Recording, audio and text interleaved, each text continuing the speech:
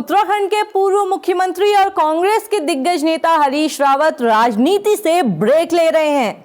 जी हां, राज्य में विधानसभा चुनाव सिर पर होने के बावजूद हरीश रावत ने राजनीतिक संन्यास का ऐलान कर दिया है, जिसके बाद उत्तराखंड की राजनीति में ऐसा भूचाल आया कि सियासी हलकों में चर्चाओं का बाजार गर्म हो गया। नमस्कार, मैं हूं रक्षिता बोरा और आप देख रहे हैं खबर उत्तराखंड।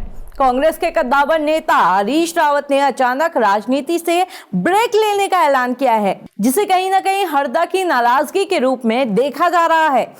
हैरत की बात यह है कि अगले साल फरवरी मार्च में चुनाव होने हैं। ऐसे में टिकटों का बंटवारा, रैलियों और रणनीति तय होनी है, लेकिन इसी बीच हरदा ने 15 दिन के राजनीतिक ब्रेक की घोषणा कर दी है।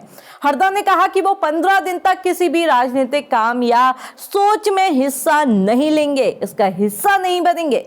हरीश रावत का ये ऐलान ठीक उस वक्त आया जब उत्तराखंड की सियासत में जबरदस्त हलचल मची हुई थी।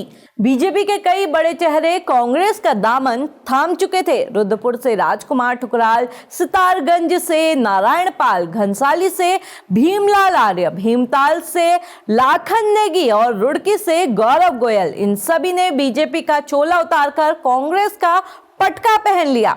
जब कांग्रेस पार्टी में बड़ी एंट्रीज हो रही थी, तभी एक सीनियर नेता की ऐसी घोषणा के बाद इसे हरीश रावत की नाराजगी से जोड़ा जा रहा है। हालांकि हरीश रावत की राजनीति को समझना इतना आसान नहीं है, पर कहा जा रहा है कि हरदा कहीं ना कहीं अपनी पार्टी से नाराज है। चर्चाएं हैं कि बीजेपी के नेताओं को पार्टी में शामिल करने के फैसले में हरीश रावत की राय को अनदेखा किया गया। वो चाहते थे कि उनकी सलाह ली जाए, उनकी बात सुनी जाए, लेकिन ऐसा हुआ नहीं। फिलहाल हरीश रावत ने इसे नाराजगी का नाम नहीं दिया है। उन्होंने बहुत ही सलीके से एक बयान जारी किया।